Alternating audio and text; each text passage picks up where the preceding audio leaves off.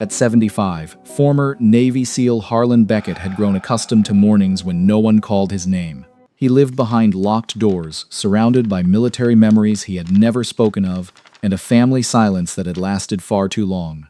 Then, one cold morning, the doorbell rang. On the porch sat a 6-week-old black and tan German Shepherd puppy inside a cardboard box, beside a handwritten note. People say you never turned away a dog that needed shelter. Harlan intended to keep him for one night. He had no idea the puppy had been brought to his door for a reason, and before winter reached the town, that little dog would begin opening something that war, grief, and pride had kept closed for years. Before the story begins, let us know where you're watching from today. It's always beautiful to see how many places a single story can reach. Early October brought the first real cold to Enterprise, Oregon. A thin rain drifted across the low roofs before daylight, gathering on porch rails and darkening the trunks of the maples along the street. Wind pushed fallen leaves into damp piles beside the curbs, while the Wallowa Mountains appeared only in brief gray openings between the clouds. Harlan Beckett woke at 5:40, 3 minutes before the alarm beside his bed. He sat on the edge of the mattress until the stiffness eased from his right knee, then crossed the hall in wool socks and checked the back door. His hand tested the deadbolt, moved to the window latch, and pulled the curtain aside just far enough to see the garden gate and the old Ford parked beside the fence. 30 years had passed since he left naval special warfare.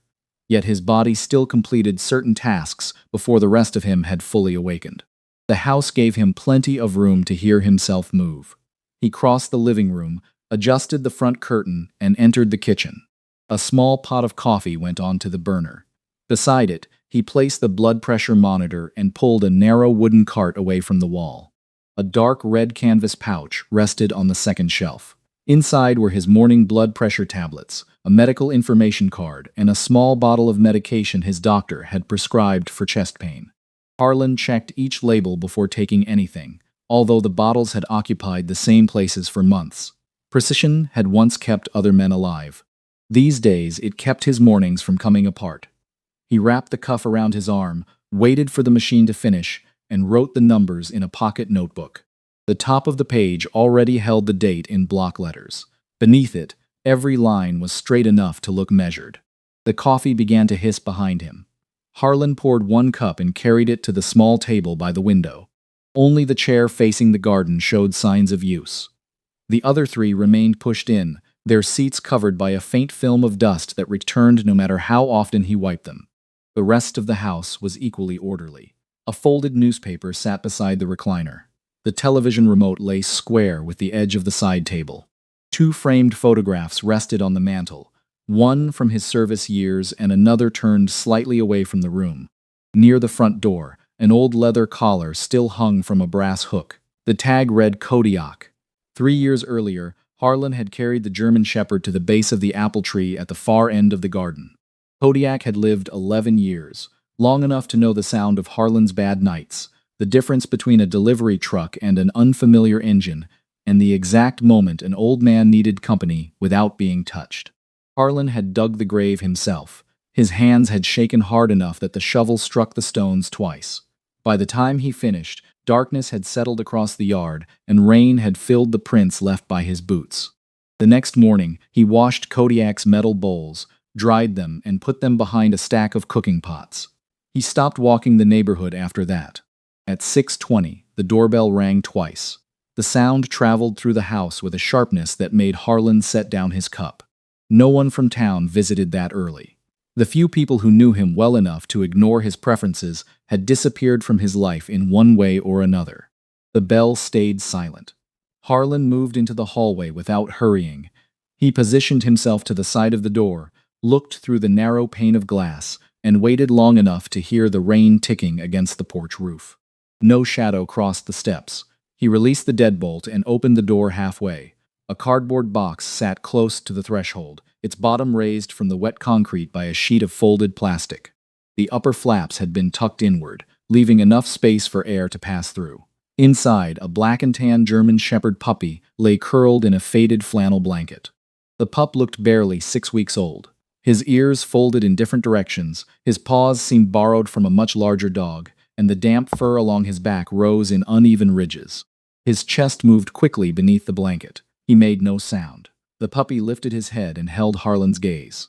Harlan looked beyond the box toward the sidewalk. The road was empty except for a newspaper carrier turning at the far corner. A pale set of tire tracks curved away from the curb, already softening beneath the rain. "Who left you here?" he asked. The puppy blinked once. Harlan crouched with care, keeping one hand against the doorframe. Beneath the edge of the blanket, he found a folded sheet of paper.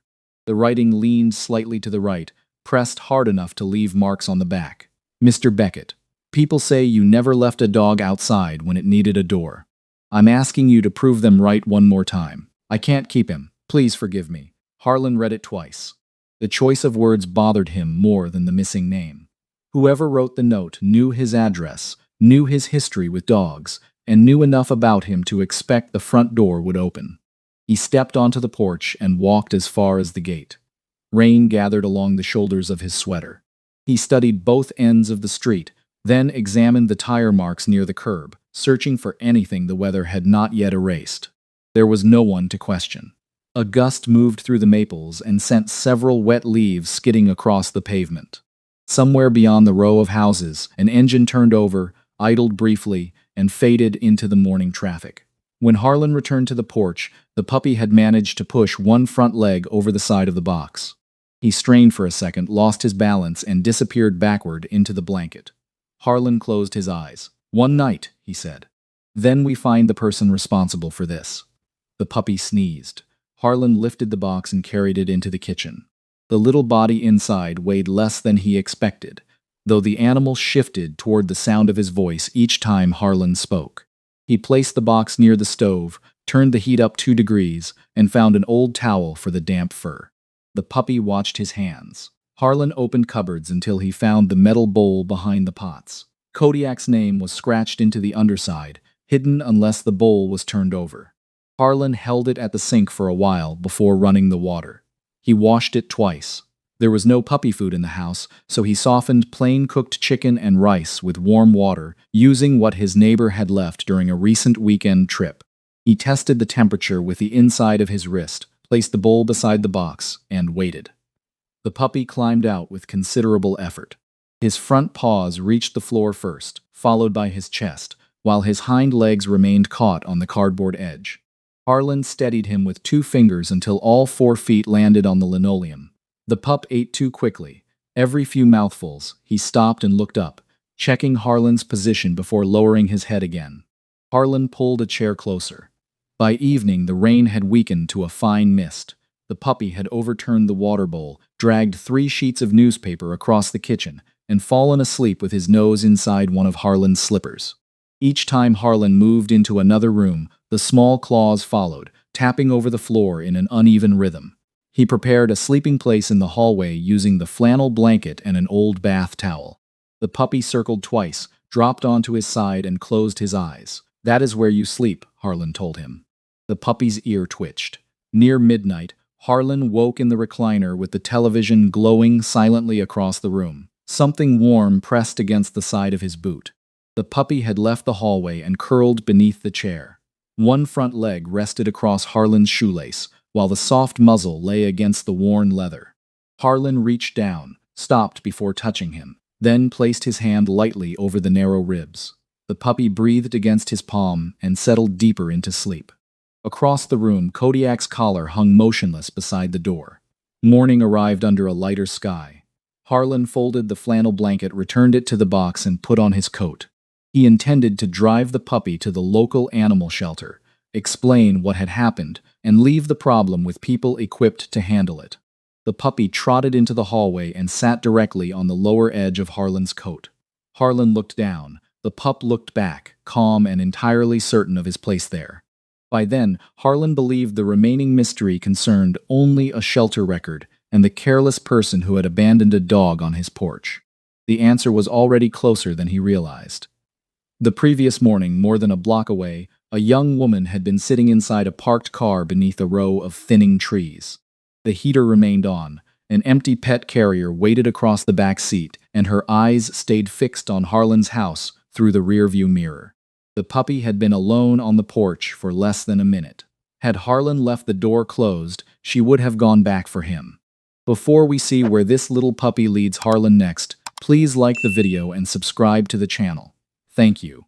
The drive to Wallowa Valley Animal Haven took less than 15 minutes, though Harlan stretched it longer by avoiding Main Street and taking the quieter road past the fairgrounds. The puppy rode in the cardboard box on the passenger side floor, wrapped in the same flannel blanket from the porch. Every few minutes, a pair of oversized paws appeared above the rim before slipping back out of sight. Harlan kept one hand on the wheel and the other near the box. "Don't get ideas," he said. "This is transportation, not a partnership." The puppy answered by chewing the corner of the cardboard. The shelter stood near the edge of town in a low building that had once stored farm equipment. Volunteers had painted the siding a pale green, though weather and wind had worn the color thin along the southern wall. Behind it, several fenced runs stretched toward a line of cottonwood trees, their yellow leaves gathering against patched roofs built by local hands. The barking began before Harlan reached the entrance. The puppy stiffened inside the box.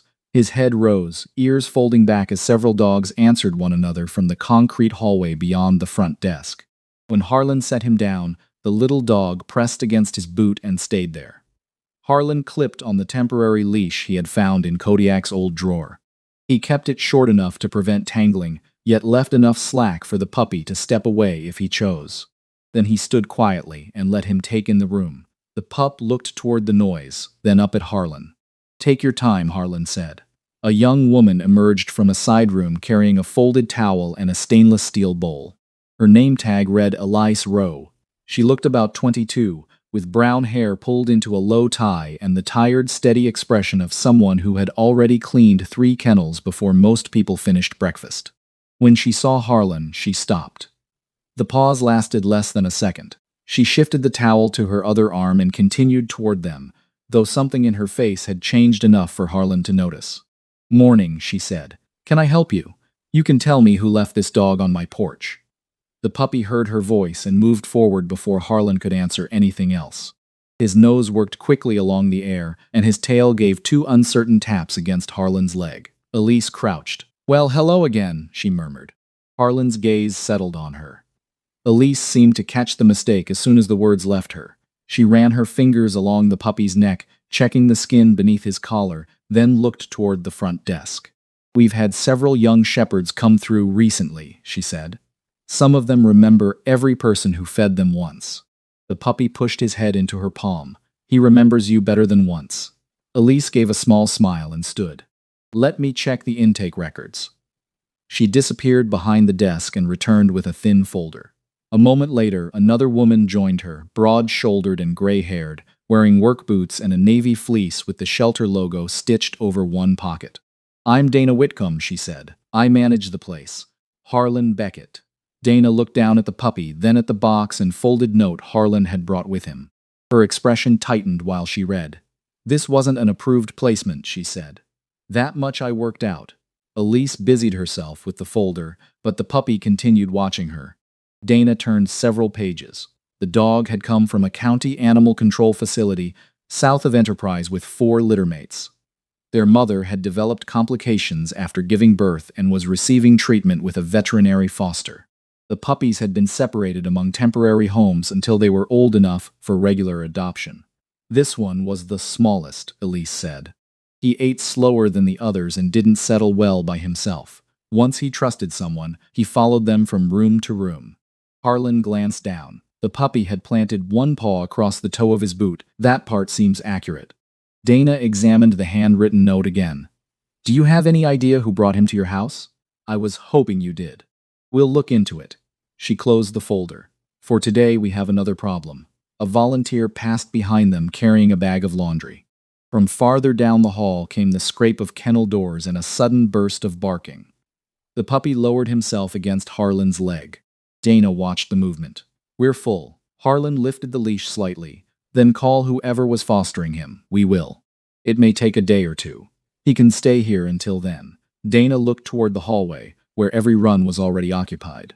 "We don't have a safe kennel open for a puppy this young." Harlan let out a slow breath. "I'm 75. I walk with a cane. I did not come here to turn my living room into a training yard." The puppy chose that moment to lower his head and begin pulling at Harlan's shoelace. Elise looked down. It appears the first training session started without your approval. Harlan followed her gaze.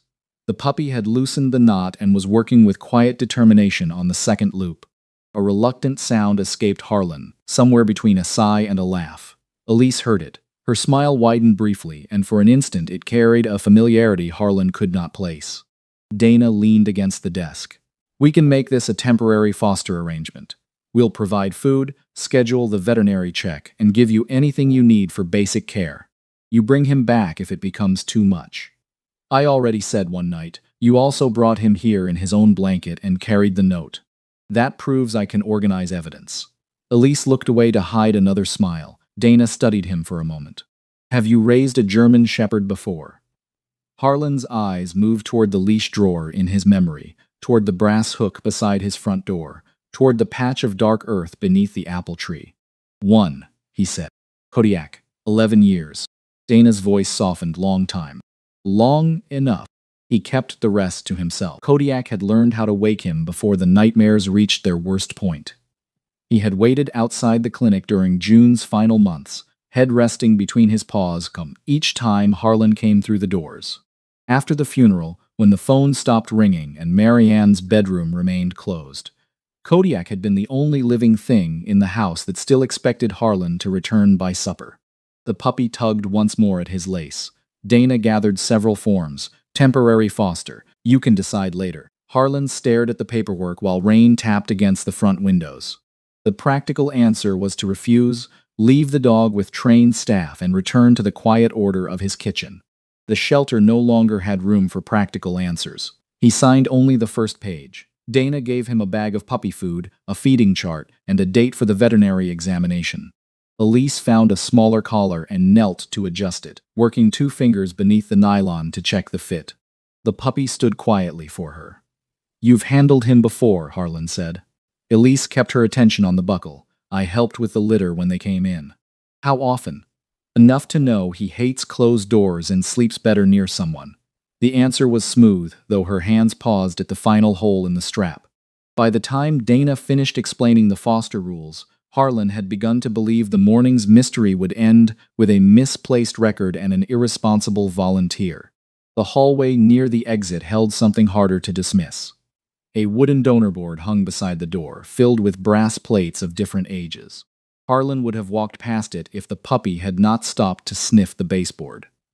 His eyes moved across the names without interest until one line brought him still. June Beckett Memorial Recovery Room, given by Marianne Rowe and family. The leash shifted in his hand. June's name carried the quiet of hospital rooms, cold coffee, and a wedding ring he still kept in the top drawer beside his bed. Marianne's name brought back another kind of silence, born in a kitchen after the funeral and carried forward by 2 people too wounded to make the first call. Harlan read the brass plate again. Behind him, Elise had stopped walking. The puppy sat between them, one ear folded forward, while rainwater slid in narrow lines down the glass door. Harlan's fingers tightened around the head of his cane.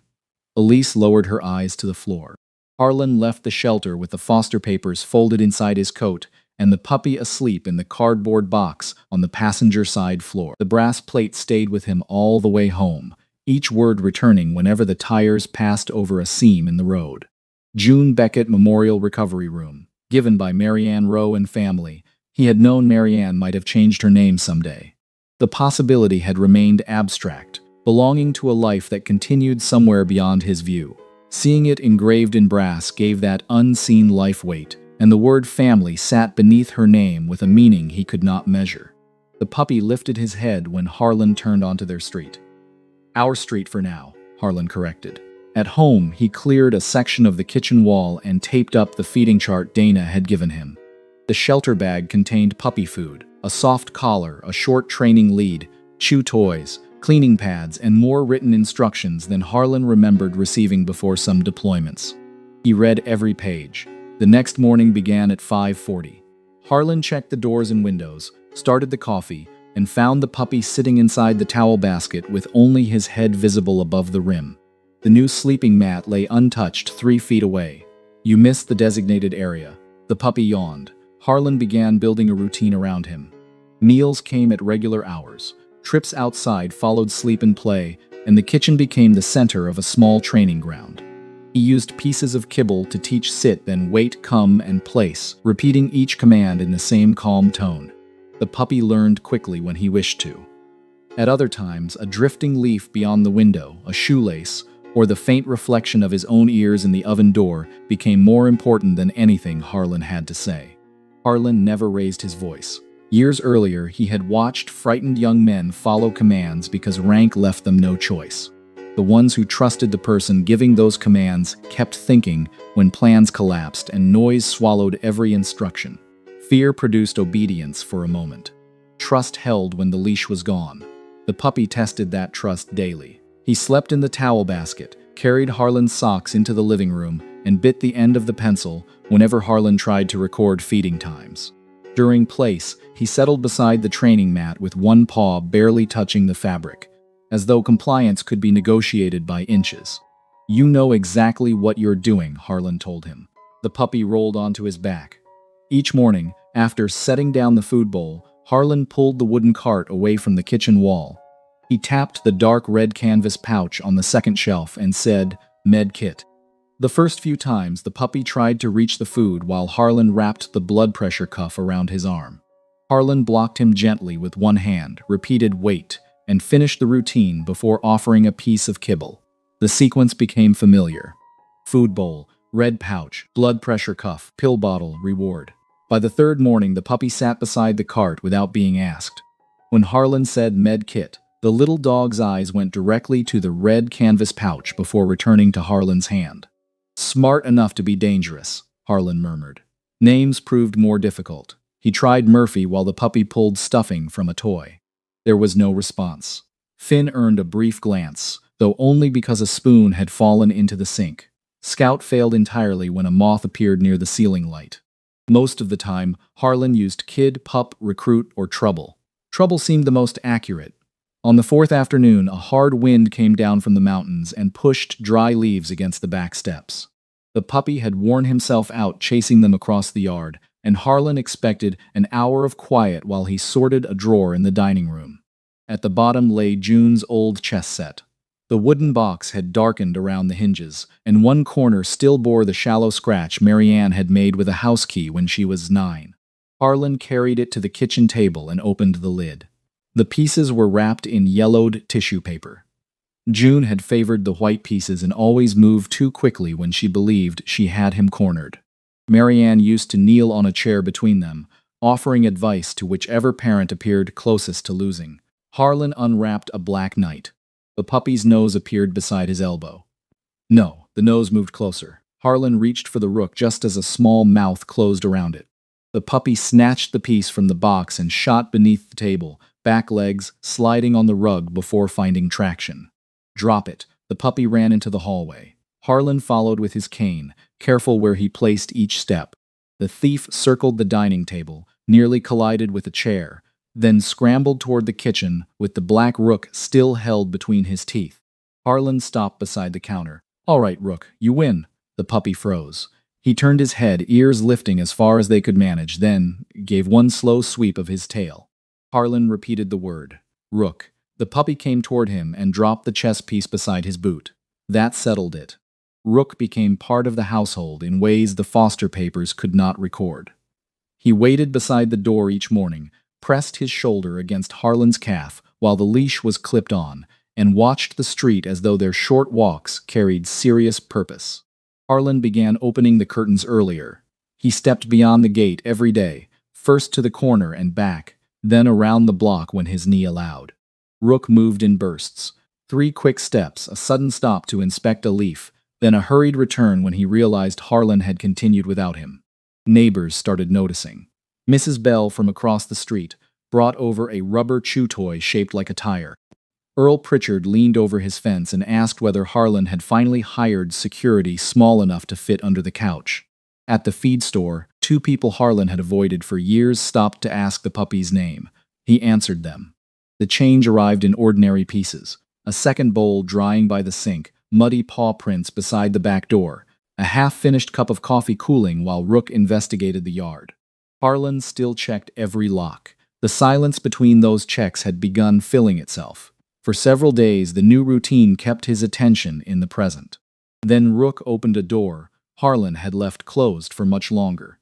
The puppy disappeared into the hall closet one afternoon while Harlan was changing the furnace filter. There was a scrape, followed by a muffled sneeze, and Rook backed into the hallway, dragging something blue between his teeth. Harlan recognized the yarn before the object reached the light. It was a child's mitten, small enough to fit inside his palm. One side was wider than the other, and a crooked letter H had been stitched near the wrist with white thread. Marianne had made it when she was 10. She had spent an entire winter insisting he wear it on patrol around the yard, though it barely covered 3 of his fingers. Harlan had kept it in his coat pocket for years after that, long after she stopped asking whether he carried it. Rook placed the mitten on the bottom stair and sat beside it. Harlan lowered himself carefully. The wool had thinned near the thumb, and one loose thread curled around his finger when he picked it up. The kitchen after June's funeral had become the final picture he allowed himself of Marianne, her face pale from sleeplessness. His own voice hard enough to turn grief into something sharp. A door closing before either of them knew how long it would remain that way. Other memories waited behind it. Marianne asleep in the recliner, determined to hear his truck return. Marianne riding on Kodiak's back when the dog was still young enough to tolerate it. Marianne standing on a kitchen chair, accusing both parents of cheating at chess. Rook rested his chin on Harlan's knee. That night, Harlan opened the drawer beneath the telephone. A folded piece of paper lay beneath old batteries and a book of stamps. The number written there was 25 years old. The ink faded at the creases. He lifted the receiver. The dial tone filled the kitchen. Harlan pressed each number slowly, pausing after every one. When only the final digit remained, his thumb hovered above the button. Rook crossed the floor carrying the blue mitten. He placed it on Harlan's knee and sat down. The dial tone continued. Harlan returned the receiver to its cradle, then ran one hand along the puppy's back. "Not today," he said quietly. "But I'm running out of reasons." Harlan never completed the call, though he no longer returned Marianne's number to the bottom of the drawer. The folded paper remained beside the telephone, held flat beneath the blue mitten Rook had carried from the hall closet. Each morning, Harlan saw both objects before taking the puppy outside. By the final days of November, the weather around Enterprise had turned rougher. 2 nights of heavy rain softened the garden paths, cold wind moved down from the Wallawas, and mud collected beneath the back steps in thick brown ridges. The wooden gate at the far end of the yard had begun striking its post whenever the wind shifted. Harlan listened to it through breakfast. Clack, a pause, clack. Rook sat beside the table watching a piece of egg cool on Harlan's plate. "Don't start," Harlan said. Rook lowered his head, though his eyes remained fixed on the plate. Harlan had eaten only half his breakfast when the gate struck the post again. Snow was expected within a day or two, and a sagging hinge would only become harder to repair once the wood froze. He placed his coffee in the sink, pulled on his work coat, and carried a metal toolbox into the yard. Rook followed with a short length of rope he had found near the back door. The puppy had grown since arriving, though his paws still seemed too large for the rest of him. One ear stood upright when he was alert, the other folded sideways as if unwilling to commit. He dropped the rope near Harlan's boot and waited for a game, working first. Rook picked up the rope and trotted toward the gate anyway. For several mornings, Harlan's body had kept pace with the routine the puppy demanded. The loose hinge at the back fence exposed how narrow that agreement had become. Harlan knelt beside the post and removed the lower screw. The wood had swollen around the metal, forcing him to lean his weight into the wrench. He adjusted the hinge, tested the gate, then bent again when it dragged across the ground. The wind carried away the sound of his breathing. He stayed crouched too long. When he finally stood, the fence tilted across his vision and the apple tree seemed to move several feet to the left. Harlan caught the top rail with one hand and waited for the dizziness to pass. It did not. Pressure gathered beneath his breastbone, heavy and deep. His heartbeat stumbled, raced, then seemed to pause before striking again. He drew in a breath that stopped halfway. Rook dropped the rope. Harlan tried to reach the porch. One step carried him away from the fence, while the second ended with his right knee folding beneath him. He landed beside the remains of the summer garden, one shoulder striking the damp earth. The cold reached through his coat immediately. Rook circled him, whining once before pressing his nose beneath Harlan's wrist. Harlan lifted his hand, but the fingers felt slow and distant. His vision had narrowed to the muddy path, the puppy's black muzzle, and the pale rectangle of the open kitchen door. He gathered enough breath for 2 words. "Rook, medkit." The puppy stared at him. Harlan tapped the ground once and pointed toward the house. "Medkit." Rook turned and ran. He crossed the back steps too quickly, struck the screen door with one shoulder and squeezed through the opening. Muddy paws slid across the kitchen floor, sending him sideways into the leg of a chair. The chair scraped loudly and Rook scrambled upright. The red canvas pouch rested on the second shelf of the wooden cart. Rook had watched Harlan touch it every morning. He knew the words, the color, the smell of medicine and canvas, and the piece of kibble that followed. Reaching it had never been part of the routine. He rose onto his hind legs and snapped at the dangling strap. His teeth caught the dish towel instead. The towel fell across his head and shoulders. Rook backed into the table, shaking until the cloth slid free, then returned to the cart and jumped again. A wooden spoon clattered onto the floor. Rook sprang away from the noise. His nails scrabbled against the linoleum, and for a moment he stood near the doorway, ears flattened, looking toward the yard. Harlan coughed outside. Then the garden went quiet. Rook rushed back to the cart. On the 3rd attempt, his teeth closed around the pouch strap. He pulled with his full weight. The bag shifted from the shelf, tipped over the edge, and dropped into the towel basket below. Rook shoved his head into the basket. His front half disappeared beneath folded cloths while his hind legs remained outside, kicking against the cabinet. A towel wrapped around one paw. He twisted free, buried his nose deeper, and found the canvas strap. The pouch came out beneath him. Rook backed across the kitchen, dragging it between his legs until the strap caught around the table leg. He pulled harder, growling through the canvas, but the bag stayed in place. Harlan had spent days teaching him to stop fighting a trapped toy from the same angle. A short command, a hand signal, then another approach. Rook released the strap. He circled the table, seized it from the opposite side, and pulled. The pouch snapped free. It bumped across the kitchen floor, caught on the threshold, then followed him onto the porch. Halfway down the steps, the strap looped around his front leg. Rook tumbled onto the wet grass and rolled once, the red bag landing beside him. He stood immediately. Mud streaked one side of his face. He grabbed the strap again and ran toward the garden. Harlan saw the red canvas moving through the blur before he saw Rook. The puppy reached him breathing hard, dropped the pouch against his chest, then pushed it closer with his nose. "Good boy," Harlan whispered. His fingers struggled with the zipper. Rook pawed at the bag, nearly turning it over, until Harlan steadied it against the ground. He found the small bottle prescribed for chest pain, placed a tablet beneath his tongue, and pulled the medical card from the side pocket. The pressure eased slightly after several moments. His heartbeat remained uneven, and his legs offered no support when he tried to move. Rook waited beside his shoulder. "Earl," Harlan said, pointing toward the neighboring fence. "Go." The puppy ran halfway across the garden, stopped, and looked back. "Go get Earl."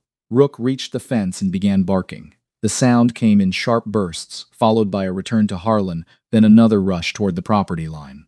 Inside the neighboring house, Earl Pritchard heard the barking over the radio in his workshop. He opened the back door and saw Rook jumping against the fence, muddy from chest to tail. "What did you get into?" Rook ran toward Harlan and barked again. Earl followed the movement through the slats.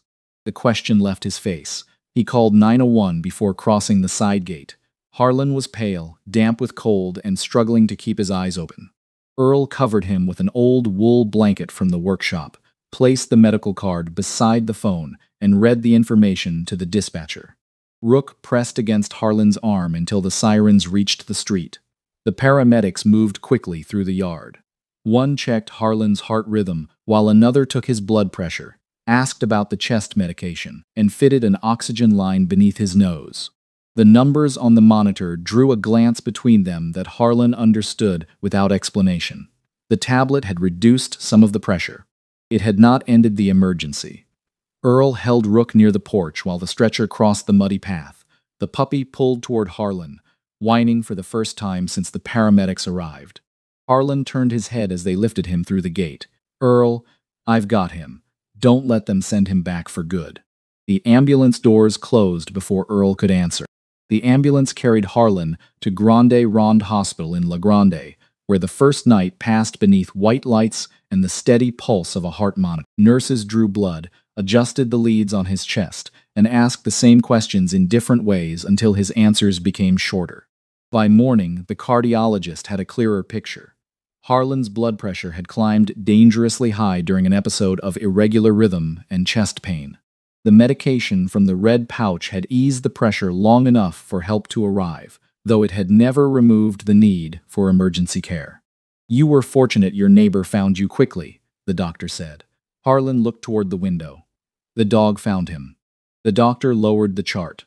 He was close to 60, with silver hair and a voice that carried concern without softness for its own sake. "That puppy will grow into a 70-pound shepherd. He'll need long walks, training, and someone strong enough to control him when he gets excited. One hard pull could put you back in here with a broken hip." He brought me my medication. I read the report. "Then you know he listens. I know he's young, and you've just had a cardiac event." Harlan held the doctor's gaze. The argument was reasonable, which made it harder to dismiss. He could picture Rook at full size, shoulders level with his knee, eager feet finding ice before Harlan saw it. He could also picture the brass hook beside his front door standing empty again. The doctor continued speaking about medication changes, supervised activity, and fall risks. Harlan heard most of it. Beneath the clinical language ran an older message, one he had encountered since his hair turned gray and the cane became permanent. Other people were beginning to measure what he should still be allowed to keep. By late afternoon, Harlan had learned to tolerate the monitor, the food tray, and the hallway lights. Then came the sound he had been listening for without admitting it. Small claws moved across the tile outside his room. They came too quickly, stopped, then started again with a scrape against the doorframe. Elise appeared carrying Rook against her chest, one arm beneath his hindquarters while the other held his leash. Rook saw the bed.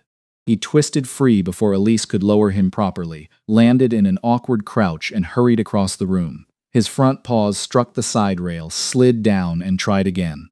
"Easy," Harlan said. The puppy stretched upward until his nose reached Harlan's open hand. Warm breath touched his palm. Rook licked one finger, pressed his muzzle harder into the hand, then made a low sound deep in his throat. Harlan had answered every nurse with the same controlled voice. His hand began to shake against the puppy's face. Elise pulled a chair closer and lifted Rook onto it. He placed both front paws on the mattress, leaning his chest against the edge while Harlan rubbed the fur between his ears. "He refused breakfast," Elise said. "I told him he could visit after he ate." Harlan glanced at her. "So he ate. Half the bowl. He's training you faster than you're training him." "That has become obvious." Rook settled with his chin across Harlan's wrist. Mud still marked the pale fur between his toes, despite someone's attempt to clean him. The visit could have ended with that quiet arrangement.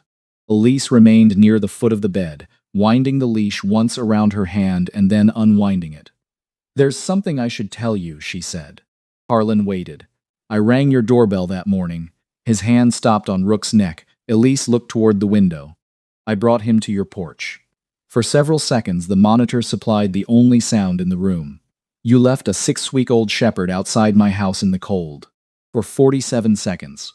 "You counted? I was sitting in a car down the street. The heater was running, and his carrier was on the back seat. If you hadn't opened the door, I would have taken him back." Harlan studied her face. "That is a very organized description of a bad decision." "Yes, sir. Why my house?" Elise drew a breath. "We were full. Rook had already chewed through 2 foster applications, kept 3 volunteers awake, and screamed every time someone closed a door between him and the next room. That explains the puppy." Her fingers tightened around the leash. "It doesn't explain me." Elise looked down at Rook.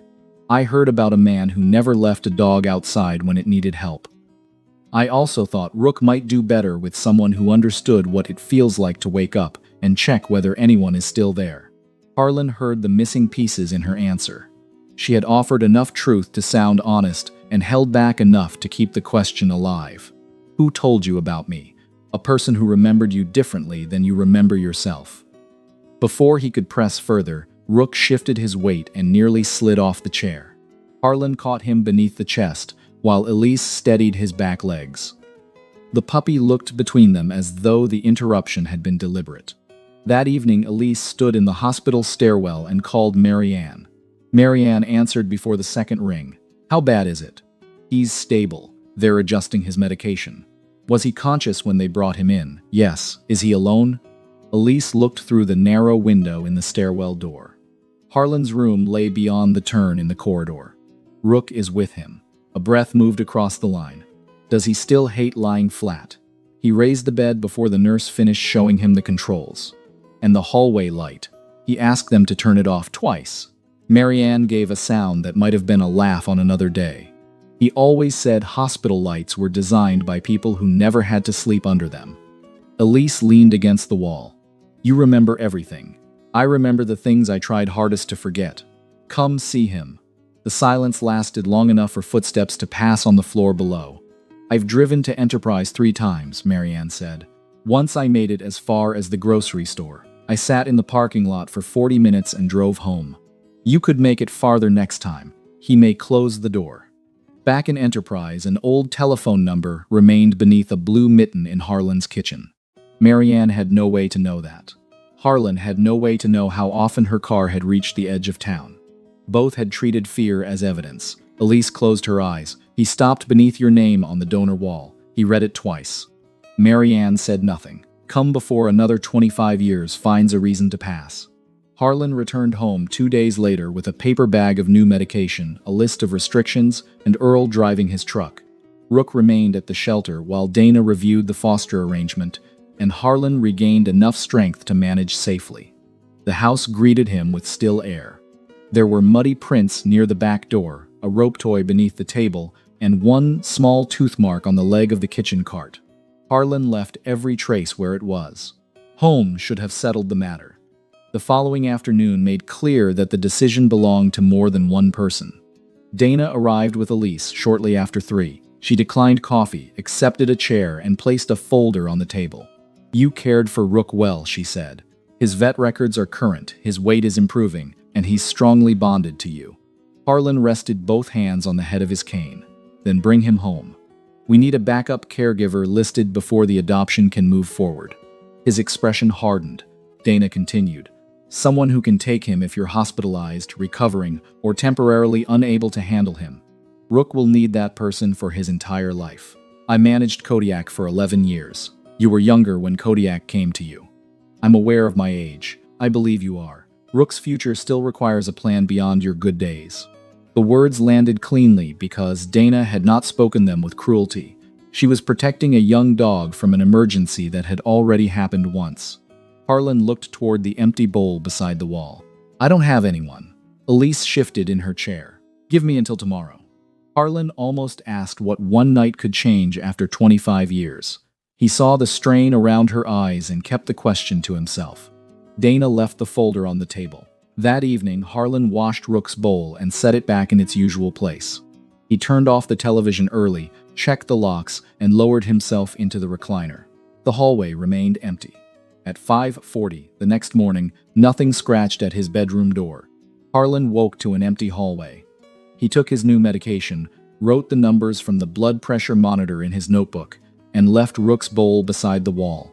The house seemed to have preserved every trace of the puppy except the sound of him. At 8:15, the doorbell rang twice. Harlan stopped with one hand on the kitchen counter. The same 2 notes had opened this story weeks earlier, and his body answered them in the same old way. He moved to the side of the frame, looked through the narrow pane, and released the lock. Elise stood on the porch holding Rook against her coat. A folder rested beneath one arm, its lower corner bent and marked by several small teeth. Behind her stood a woman close to 50. Brown hair touched with silver framed a face Harlan recognized before his mind caught up with the years. Marianne held both hands together near her waist. She had June's eyes and Harlan's habit of standing as though leaving remained an available option. For several seconds, the 3 adults stayed where they were. Marianne looked above the door. "You still leave the porch light on after sunrise. The timer's broken." Her eyes moved toward the switch visible through the window. The house had never had a timer. Rook twisted in Elise's arms until she lowered him. He hurried to Harlan, pressed his chest against the old man's shin, then turned and ran back to Marianne. After tugging once at the hem of her coat, he returned to the doorway and looked over his shoulder. "He's subtle," Elise said. "He's eating your paperwork," Harlan replied. Rook had already caught the folder's corner between his teeth. Marianne tightened her grip on it. "These are the backup caregiver forms." Harlan looked at her. "You came to sign for the dog? I came for several reasons." Her voice wavered once, then steadied. "That seemed like the one you might let through the door." He stepped aside. "Come in before he finishes the signature page." The kitchen gave them practical things to discuss. Marianne asked about the new medication, the cardiologist, and the damaged gate. Harlan asked how far she had driven, and whether the roads near Pendleton had iced over. Elise poured coffee while Rook moved between all three chairs, carrying a dish towel that no one remembered giving him. They spoke around the missing years. Marianne examined the red medical pouch on the cart. Harlan noticed her noticing it and explained the new dosage. She told him Earl had already arranged to repair the gate. He said Earl interfered too much. She answered that Harlan had always chosen friends who ignored instructions when necessary. For a moment, the corner of his mouth moved. Rook disappeared into the hallway. The conversation had reached the safe limit of weather, medicine, and dog food. What returned in the puppy's mouth pulled it somewhere else. He emerged carrying the small blue mitten. Marianne stopped breathing for a moment. Rook placed it between their chairs and pushed it forward with his nose.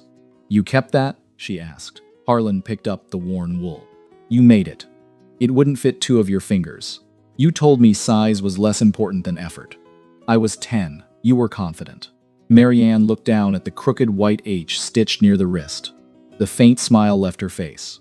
"Dad, I said terrible things after Mom died." Harlan set the mitten on the table. The kitchen grew quieter than the hospital room had ever been. Marianne spoke slowly. She remembered accusing him of turning June's final months into another operation. Medication charts, appointment times, backup plans, instructions taped to the refrigerator. He had monitored everything that could be measured while June lay awake at night, frightened of what neither of them could control. "You knew how to bring men home from places I couldn't find on a map," Marianne said. "I told you that you had no idea how to sit beside your own wife when she was afraid." The words had been sharpened by grief, exhaustion, and years of waiting for a father who often returned from service with part of himself still elsewhere. They had also touched a truth Harlan had spent 25 years trying to outlive. He had raised a hand against his own daughter. The memory stayed in the room without decoration. One reckless movement, one sharp sound in the kitchen, one daughter stepping backward. Harlan looked at his fingers. "What you said hurt me," he said. My hand was still mine. Marianne's eyes lifted. "I blamed the funeral. I blamed exhaustion. I blamed every year before it." His voice lowered. "You deserved an apology before you reached the front steps that day. I wanted you to call. I picked up the phone more times than I can count. So did I." Harlan glanced toward the old telephone. The faded number remained beneath the blue mitten, exactly where Rook had left it. Marianne rubbed her thumb along the folder's edge. "After a while, I thought the silence was your answer. I thought it was yours." 25 years had grown around the same mistake. The paperwork on the table offered a solution for Rook. A surname beside the signature line uncovered the final piece of the morning. Harlan read the printed name again. Marianne Rowe. His eyes moved to Elise's badge clipped to her jacket. Elise Rowe. He looked from one woman to the other. Elise sat very still. "I'm your granddaughter." Harlan's hand tightened around the mitten. Marianne told him Elise had grown up hearing stories about the father she had lost without a funeral. She had taken her daughter to volunteer at the shelter, funded the recovery room in June's name, and asked people in Enterprise for news she lacked the courage to request directly. Elise leaned forward. "Mom told me about the time you stopped during a snowstorm for a shepherd running beside the highway. She said you followed it almost 6 miles until it led you to an overturned truck." Harlan remembered the storm. He remembered the driver more clearly than the dog. "I thought you might close the door if I came as family," Elise continued. "So I brought someone you would open it for." Harlan studied her. "Leaving a 6-week-old puppy on a porch is standard shelter outreach now?" "No." "Approved foster procedure?" "Definitely no." "The worst plan you ever had." Elise glanced at Rook. "The worst one that worked." Rook crawled beneath the table, placed one paw across Harlan's shoe and the other against Marianne's, then lowered his head between them. Within minutes, a soft snore rose from under the chairs.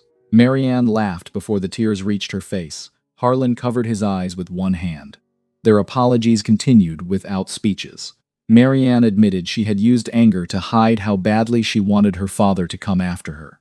Harlan told her pride had become easier to carry than the possibility of rejection. Neither asked the other to erase what had happened.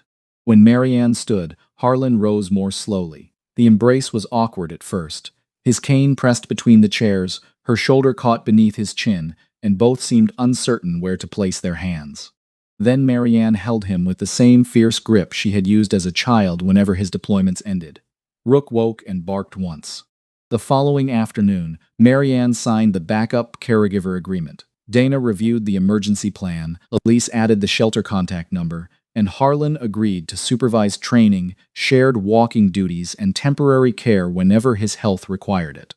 Rook's adoption became official. A card appeared on Harlan's refrigerator: primary caregiver, Harlan Beckett; backup caregiver, Marianne Rowe; shelter contact, Elise Rowe. Marianne began visiting each week, sometimes bringing her adult children. Elise helped with puppy classes.